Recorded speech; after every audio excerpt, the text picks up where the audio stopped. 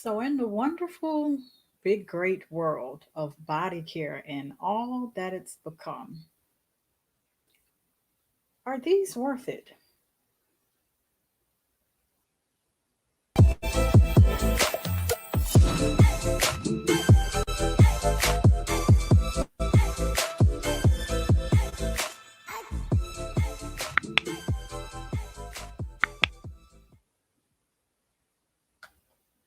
So the purpose of this video is just to explore the ideal of body mist and if they're worth it.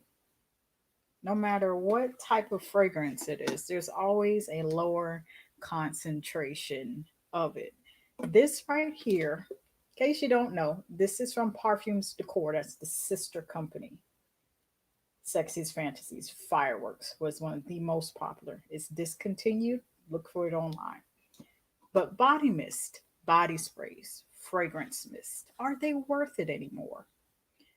With the influx of Bath and Body Works, no shade.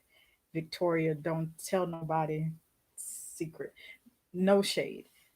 Just in general, I feel like the body sprays and the body mist and the fragrance mist, even the fine fragrance mist, are on the lower end of the spectrum. Is it really worth it to buy, to have in your collection? So, the first way to look at if body sprays and mist are worth it anymore is just to look at the lasting power. Now, a few of these I don't have reviews for, a few I do.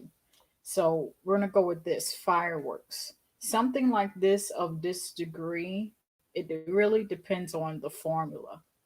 Parfums Decor, Body Fantasies, the vanilla cupcake, stuff like that. Calgon, even Bodycology.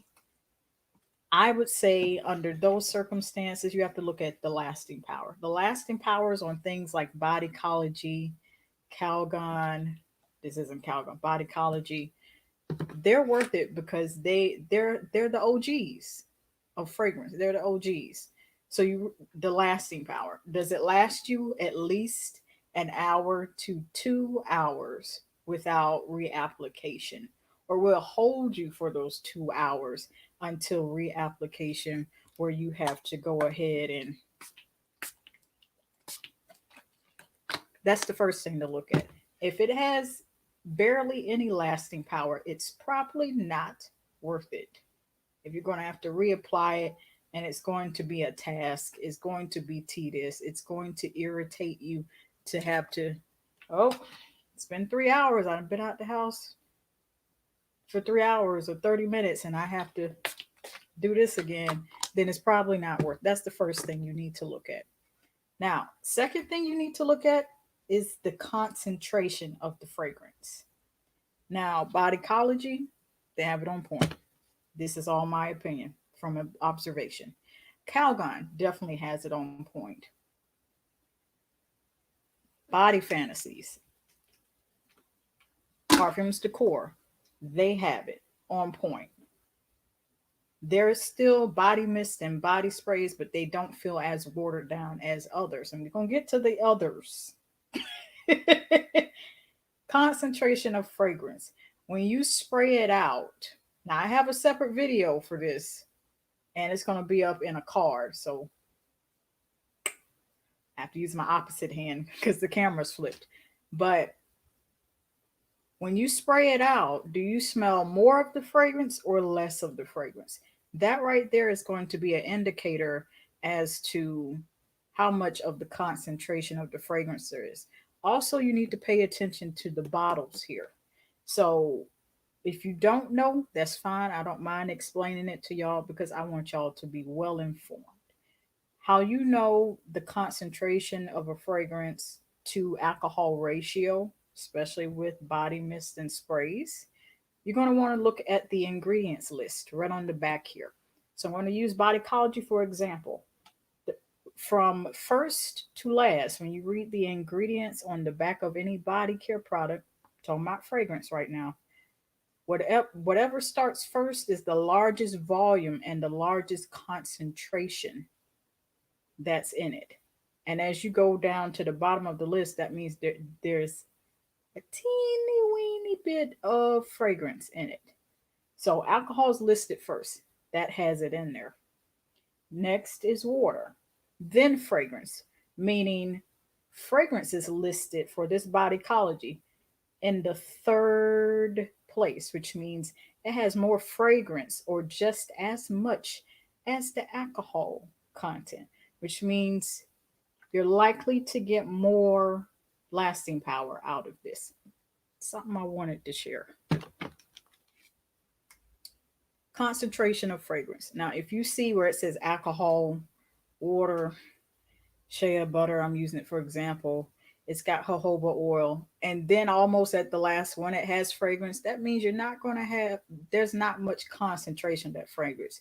They might have put a slap on the wrist or a little drop, but you're not going to get much out of it. That's something that you could do and observe when you're in the store, and that will save you a coin, especially in times like this. It's very imperative for you to be very observant when it comes to what type of fragrance you're buying, because you're going to know if it's worth it if fragrance is listed as the second to last on the ingredient list instead of between the first 3 to 5 in the ingredient list on the back. Make sure you take a look at that. Next thing you need to look at is the practicability. I kind of touched on that a little bit. Practicability of body sprays and mist.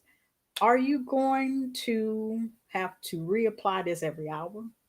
That sounds irritating to me. Doesn't know about nobody else. Are you going to spray it every 30 minutes? Are you going to have to refresh yourself? Or is this one of the type of fragrances and concentration that falls back to the first two categories?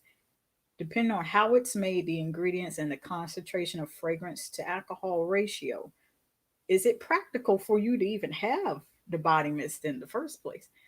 If you're having to spray it every 30 minutes, there's probably something you don't want to slide into your purse or have a trial size of, or travel on a plane or train or road trip. You don't want to, don't pack that, sis. Please don't pack that. That's not going to be your friend every 30 minutes.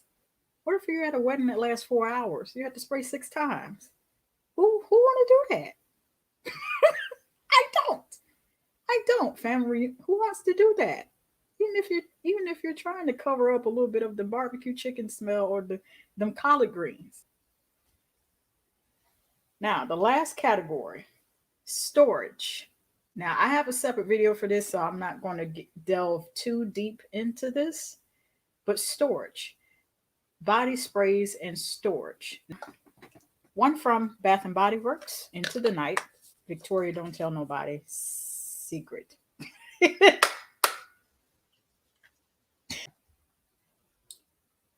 Last category, storage.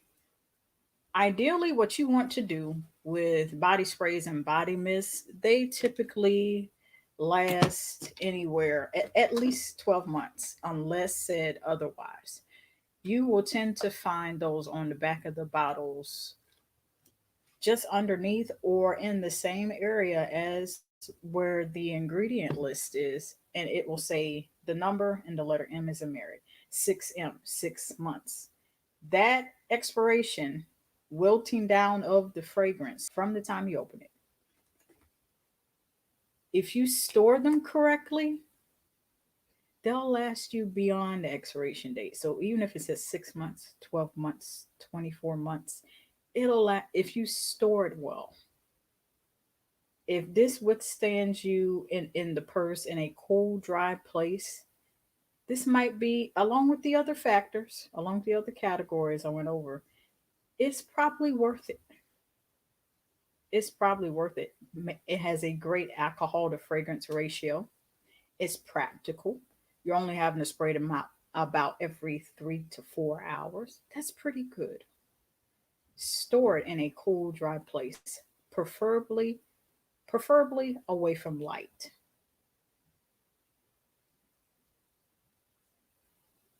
Those are the 4 factors that you would have to look at when it comes to body sprays, body mist, fragrance mist, and if they're worth it anymore. This is absolutely no shade towards any brand. It's just I'm strictly looking at the formula. So if these were completely unbranded and still had the same formulas, I will still look at it the same way. Look at those four categories. And if it doesn't pass at least half of those four categories or 3 out of 4, might want to get your coin back, or you might want to utilize it for something else. That, ladies and gentlemen, answers the questions of what you need to look for to determine if body sprays, mist, and fragrance mist are worth it. I love each and every one of you, and I will see you all next time.